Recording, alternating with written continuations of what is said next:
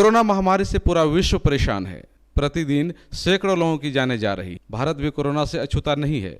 यहाँ भी सैकड़ों लोगों की जानें गई हैं और करीब 18,000 से ज़्यादा व्यक्ति कोरोना से संक्रमित हैं, जिनका उपचार चल रहा है। ऐसे में इस महामारी से बचने के लिए प्रधानमंत्री ने पूरे देश में लॉकडाउन लगा दिया है, ताकि मानव श्रृंखला को तोड़कर कोरोना वायरस के संक्रमण से समाज को बचाया जा सके। लॉकडाउन जब देश में लगा है तो पूर्णिया में भी लगना स्वाभाविक है और लोग पूरे देश की तरह पूर्णिया में भी अपने अपने घरों में बंद हैं। किंतु लॉकडाउन पार्ट 2 की जैसे ही घोषणा हुई, गरीबों और कुछ मध्यवर्गीय परिवारों की परेशानियां काफ़ी बढ़ गईं। कई लोगों को राशन की सख्त आवश्यकता होने लगी। ऐसे में पूर्णिया के कुछ कलाकारों ने भी सहायता के लिए सदर विधायक से संपर्क किया और सदर विधायक कलाकारों की उम्मीद पर खड़े भी उतरे। उन्होंने कलाकारों को मदद पहुंचाई। इस दरमियान कोसी आलोक की नज़र उस व्यक्ति पर पड़ी जो शरीर से तो दिव्यांग था, किंतु वह शारीरिक रूप से मजबूत लोगों को राहत पहुंचाने में तन्मयता के साथ लगा हुआ था। पूछताछ करने पर इस दिव्यांग व्यक्ति ने अपना नाम मनोज भगत बताया। इनका घर गुलाबबाग के शनि मंदिर के समीप है और इनके परिवार में 6 सदस्य हैं। मनोज भगत खुद तो दिव्यांग हैं ही, साथ ही इनकी माँ गीता देवी पैरालिसिस का मरीज हैं। घर में पिता, पत्नी और 2 बच्चे हैं। पूछताछ के दरमियान मनोज भगत ने बताया कि घर के 6 सदस्यों की परवरिश वे खुद करते हैं और इसके लिए उन्हें कभी कोई सरकारी मदद नहीं मिली है। किंतु हम यहाँ आपको सरकारी मदद के बारे में नहीं, बल्कि मनोज भगत के बुलंद हौसले के बारे में बताना चाह रहे हैं, जो मानसिक रूप से निःशक्त लोगों के लिए बहुत बड़ा प्रेरणा स्रोत हैं। मनोज भगत वैसे लोगों के लिए उदाहरण है जो शारीरिक एवं मानसिक रूप से स्वस्थ रहने के बावजूद भी अपनी सोच के आधार पर अपने को असहाय समझने लगते हैं और विषम परिस्थितियों में अपना मजबूत हौसला दिखाने के बजाय अपने को निस्सहाय समझकर मदद के लिए कहीं भी हाथ फैला देते हैं। वैसे लोगों को मनोज भगत से सबक लेने की ज़रूरत है, क्योंकि मनोज भगत ने इस गंभीर स्थिति में भी अपना हौसला नहीं खोया है और ना ही किसी के पास मदद के लिए हाथ ही फैलाया है, बल्कि हाथ फैलाने वालों को अपने बुलंद हौसले के बदौलत राहत पहुंचाने में लगा हुआ है। मनोज भगत की माने तो वह पहले की भांति लॉकडाउन में भी लगातार काम कर रहा है।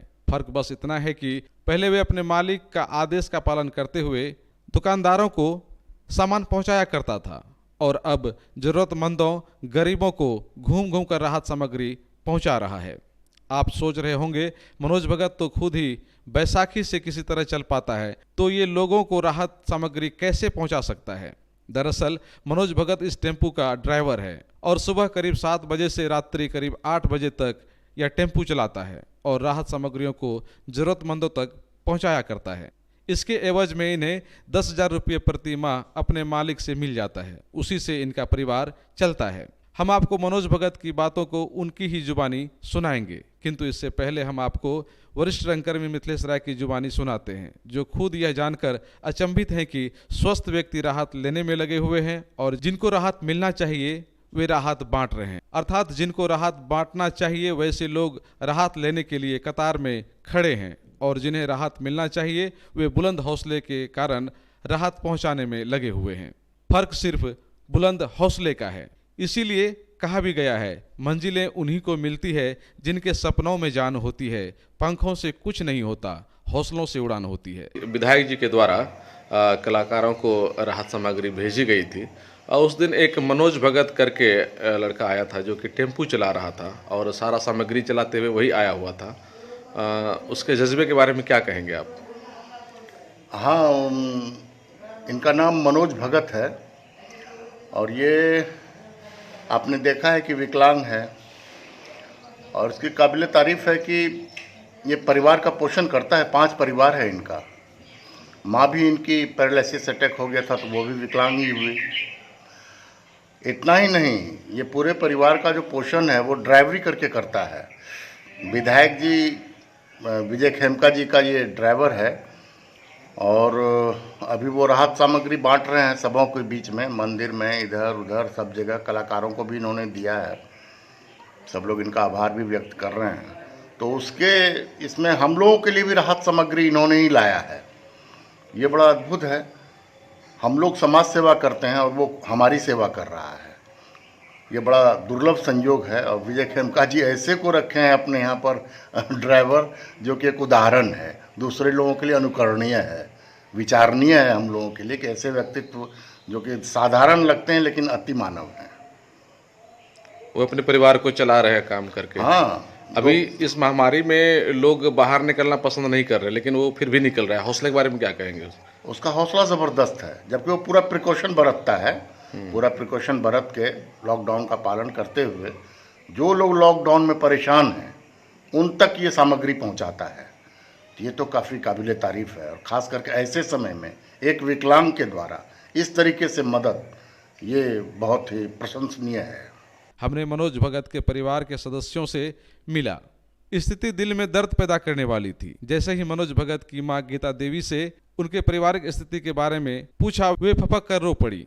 उनके साथ एक बच्ची भी बगल में आ गई जो उनके बड़े बेटे की बेटी है।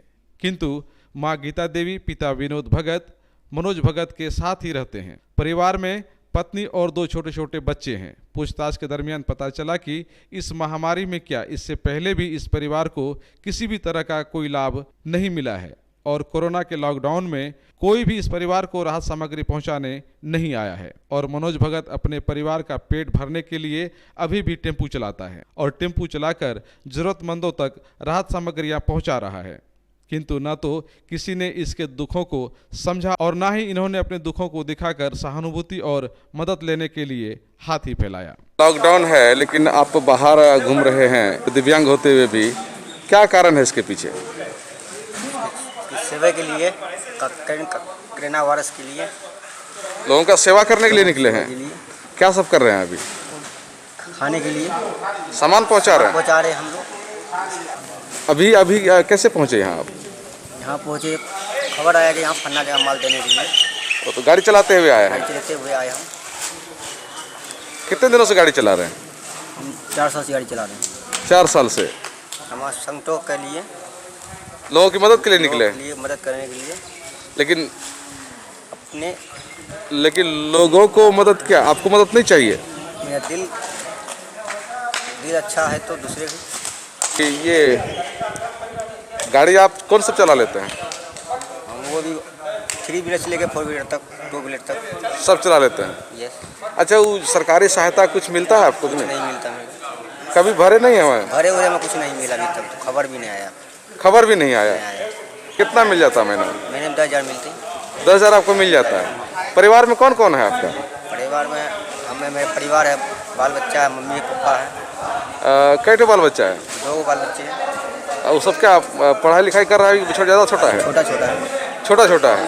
कोई तरह काम कर रहे हैं बच्चे का अपने के लिए। अच्छा, बाल बच्चे। तो आज कहाँ आए हैं आप? आज आए कला भवन में देने के लिए अनाज कौन? राहत वाला? राहत वाला लोगों को राहत देने के बाद वितरण करने के लिए आए हैं। वितरित करने के लिए आए। इतनी बातें हम यूं ही नहीं कह रहे हैं, बल्कि टेम्पू मालिक लखनलाल भगत और मनोज भगत की पत्नी को भी आप सुनिए कि इस परिवार का एकमात्र सहारा कौन है।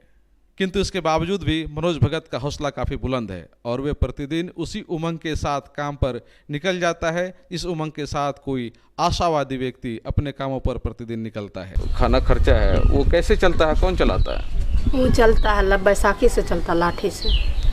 आपका हस्बैंड? हाँ, दोनों बगल लाठी लेता तभी चलता है। ये गोर अथी है, विकलांग। काम क्या करता है वो? वो गाड़ी चलाता है, ये मामा का गाड़ी चलाता है। टेम्पू? हाँ। अच्छा, उसके अलावा और कोई है आपके घर में कमाने वाला? नहीं। वही कमा के खिलाता है? हाँ। कितना आदमी है आप लोग घर में? 4 आदमी है ना। 4 आदमी वो हो गया, 2 माँ बाप हो गया, 6 हाँ। आप लोग, आपके परिवार में सब मिला के कितना आदमी है? सबको मिला के तो उन्हें 6 आदमी है ना। 2 बच्चा है, एक अपना है, पति है, सास ससुर है, इतना आदमी। सास जो है वो कैसी है आपकी? सास तो नहीं बोल पाता है ना, वो अथी है ना, मुंह में बोले ना उसका हाँ करके बोलता है। चल पाती है? ना, चल भी नहीं पाती है? ना, बोरा घिसा के बोलता है। और बाकी आपका हस्बैंड भी ठीक से नहीं चल पाता है? ना।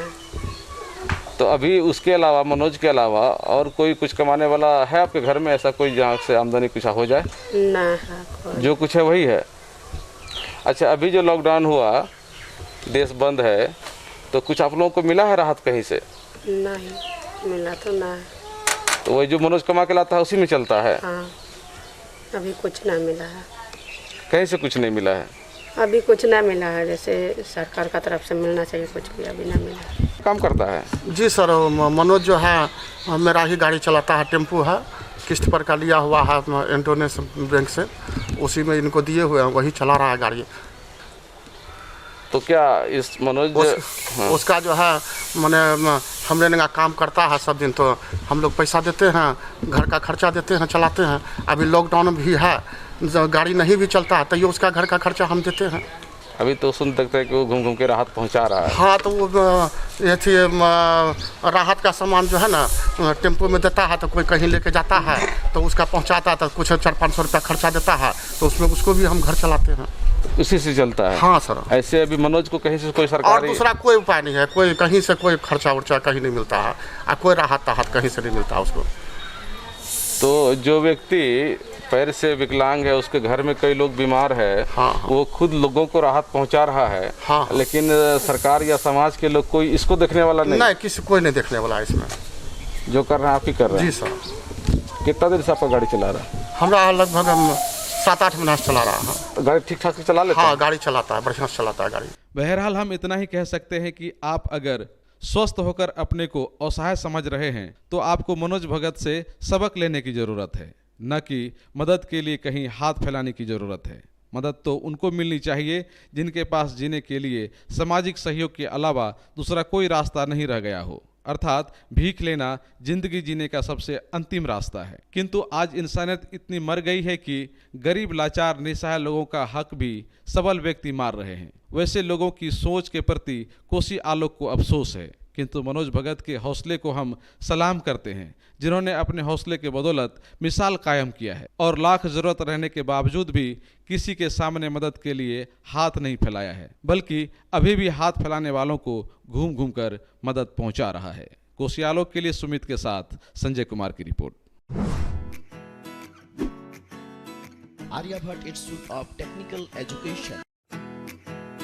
आपने नर्सिंग ही क्यों चुनी? मेरी ख्वाहिश है, काफी इंटरेस्टिंग है। नर्सिंग एक ऐसा प्रोफेशन है जो कि पूरी तरह से सेवा भाव पर आधारित है। पारा मेडिकल कोर्स करें, नौकरी तुरंत पाएं। Contact number 7739023553।